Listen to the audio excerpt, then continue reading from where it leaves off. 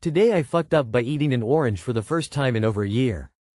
Kinda misleading, it wasn't the actual eating of the orange, but consequently it was the first actual citrus fruit I've had in over a year. Let me premise this by saying I have issues with food, probably a mental issue, and I don't generally eat the best. It's not McDonald's everyday, it's more like chicken and rice every day with meal replacement shakes on the days I don't even want solid foods. Now for the past couple of months I've been experiencing some weird issues that could normally be explained away. Random bruising on my legs, weird, but I just got new work boots, so probably that.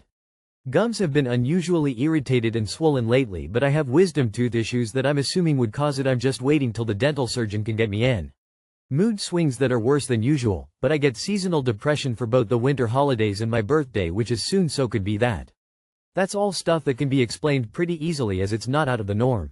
Now normally these issues usually resolve themselves after a few days doing some self-care. But these weren't clearing up like normal. Like an idiot I assumed it would eventually go away, so I didn't do anything besides keep an eye on it, and it wasn't getting noticeably worse, but I also wasn't improving. That was until a couple days ago when I bought a bag of oranges since I was craving them intensely. I get home and rip into the bag and eat 2 oranges straight away and have a third after my actual dinner. Yesterday I was still craving them, so I ate 4 more over the course of the day. Now imagine my surprise when I wake up this morning to find not only the bruising on my legs significantly lighter, my gums and teeth, while still tender, have returned to a more healthy shape, and my general mood is significantly lifted. Now I also enjoy researching historical events, pirates and Old West history in particular. Some of y'all can probably guess where I'm going. But after doing some digging and consulting the internet, I'm pretty sure I developed scurvy. Now obviously I plan on getting checked out by an actual doctor to confirm. But all the signs point to it, and it's honestly making me feel like I shouldn't be left to my own devices anymore. Too long did not read. I somehow got myself so vitamin C deficient that I developed scurvy. Lol, I started reading and was thinking it sounds like scurvy. Right when I read, mysterious bruises, and swollen gums, I thought, scurvy. But I get why just going about your life, you wouldn't initially put 2 and 2 together. It just becomes a bunch of separate minor issues. Hopefully this serves as a great learning experience and leads to better nutrition and health.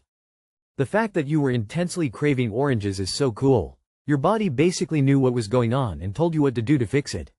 At least you really like oranges. And just a heads up, potatoes have a decent level of vitamin C if your food issues can include those. GIF, Giphy, 30GWFPBN6QHV63XZDE. I'm sorry, but I'm also a person who has a lot of food issues from autism and ADHD, and this made me giggle. Christmas gives me my oranges, so in theory I should be fine. Right guys? Open mouth smile. Will be trying to include some citrus occasionally. Today I fucked up for joining my workmates bonding. I thought it'd be a good idea to actually bond with my coworkers for once instead of always dipping out of after work plans. They always talk about these legendary nights out, and I figured, why not? Turns out, I should have just stuck to my usual routine of going home, because now I have to live with the consequences of my choices. It started off chill, drinks, jokes, everyone letting loose. Then someone suggested karaoke, and I, in my infinite wisdom, decided to go all in. I picked a song that required actual vocal talent, which I do not have, and belted it out like I was fighting for my life. People were cheering, hyping me up, and I mistook that for actual support. Fueled by liquid courage, I decided to own the night. More songs, more drinks, and somewhere along the way, I apparently challenged my boss to a dance-off. I remember vague flashes of moonwalking, badly, throwing in some questionable hip thrusts, and at some point, trying to spin on the floor. My body is still recovering. The next morning, I woke up to a storm of messages in the group chat, including a video of my performance. The worst part? My boss replied with, "HR might need to see this." I know he was joking, I hope, but the damage is done. Now, every time I walk into the office, I hear someone humming my song, and I swear they're waiting for me to break into dance. I should have just gone home. Too long did not read. Drink moderately, it's a mandatory. Own it. You went out, acted like a wild man, or woman, and everyone got a laugh out of it. That makes those nights legendary.